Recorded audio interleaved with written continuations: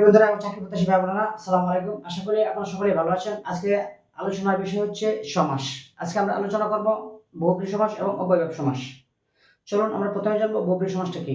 বহুব্রীহি সমাস হচ্ছে যে সমাসের পূর্বপদ এবং পরপদ কোনটির অর্থকে প্রাধান্য পাবে না, অর্থাৎ নতুন একটি অর্থকে বোঝাবে, সেটা হচ্ছে বহুব্রীহি সমাস। আমি আবার বলছি, যে সমাসের পূর্বপদ এবং পরপদ কোনটির অর্থকে না বুঝিয়ে অন্য একটি নতুন অর্থকে বোঝাবে, সেটাই হচ্ছে বহুব্রীহি সমাস। উদাহরণ যদি আমরা হিসেবে বলতে পারি, যেমন পদার্থ সমাসটা থাকবে যেমন নীলকণ্ঠ। এখানে নীল কেউ বোঝাচ্ছে না, কণ্ঠ কেউ বোঝাচ্ছে না, এখানে বোঝাচ্ছে শিবকে বোঝাচ্ছে।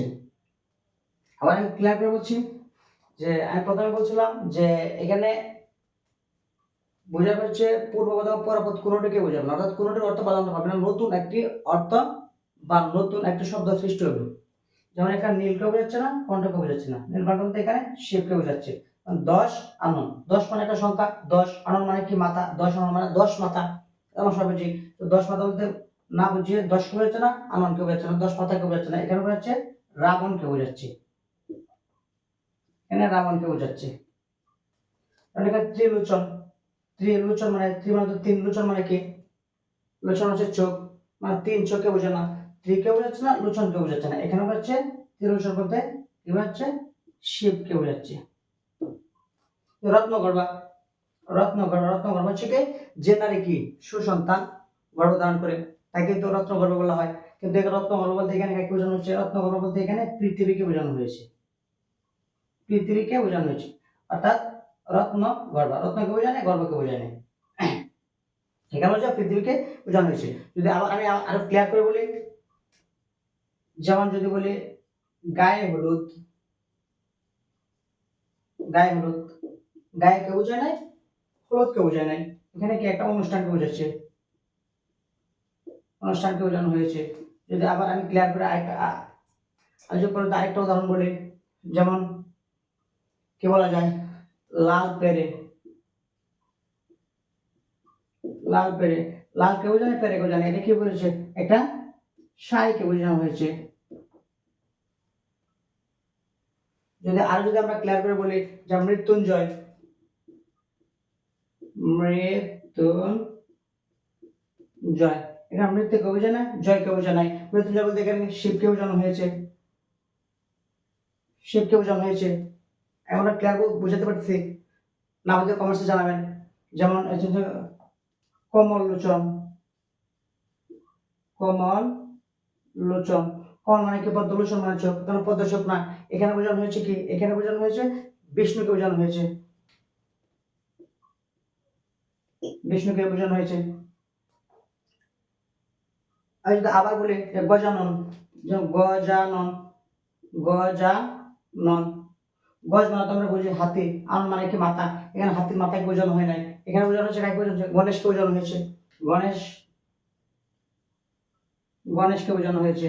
কারণ এখানে গজ, গজ মানে তো আমরা সকলে জানি, গজ মানে কি, গজ মানে হচ্ছে হাতি, আনন মানে কি মাথা, হাতির মাথা বলা বোঝানো হয় নাই, এখানে হচ্ছে গণেশকে বোঝানো হয়েছে।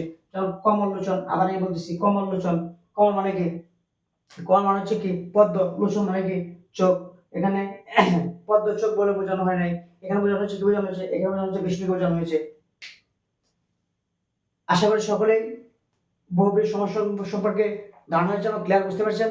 এখন আমি আলোচনা করব অব্যয়ভাব সমাস নিয়ে। একটি মাত্র সমাস যেটা পূর্বপদের অর্থ প্রাধান্য পায়, এই একটি মাত্র সমাস যার পূর্বপদের অর্থ প্রাধান্য পাবে। 6টা সমাসের মধ্যে একমাত্র একটি সমাস, সেটা হচ্ছে অব্যয়ভাব সমাস, যার অর্থ পূর্বপদের অর্থ প্রাধান্য পাবে।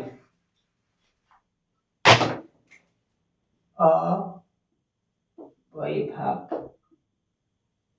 সমাস,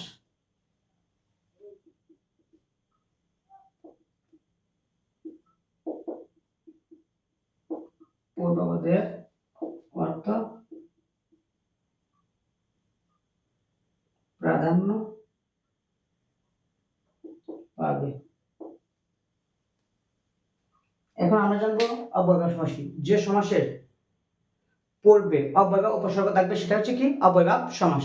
ক্লিয়ার, এক কথাতে বলা যাবে যে সমাসের পূর্বে অব্যয় বা উপসর্গ থাকবে, সেটাই হচ্ছে অব্যয়ভাব সমাস। যেমন আমরা যদি বলি, যেমন উদাহরণ যদি আমরা বলি, যেমন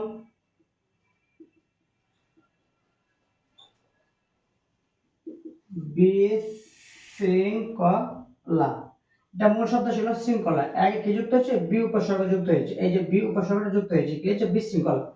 যদি বলি আমরা বেয়াদব, মূল শব্দ ছিল আদব, এর সাথে বে উপসর্গটা যুক্ত হয়েছে। যদি আমরা বলি আমরণ, মূল শব্দ ছিল মরণ, এর সাথে আ উপসর্গ যুক্ত হয়েছে। যদি আমরা বলি উপকণ্ঠ, উপকণ্ঠ মূল শব্দ ছিল কি, কণ্ঠ ছিল, আগে উপযোগ হয়ে গেছে। যদি আমরা বলি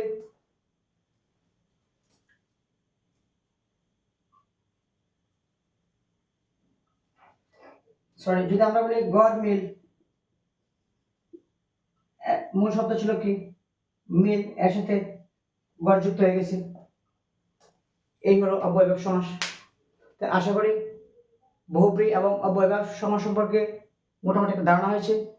এই 5 মিনিটের ক্লাসটা যারা যারা না দেখেন, যারা যারা দেখেন নাই, তারা কষ্ট করে দেখে নেবেন, আর দ্বিধার সংকোচ থাকবে না। সমাস মানে মানুষ বলে সমাস মানে 6 মাস, নো টেনশন, জাস্ট 5 মিনিটের সমাস ফিনিশড।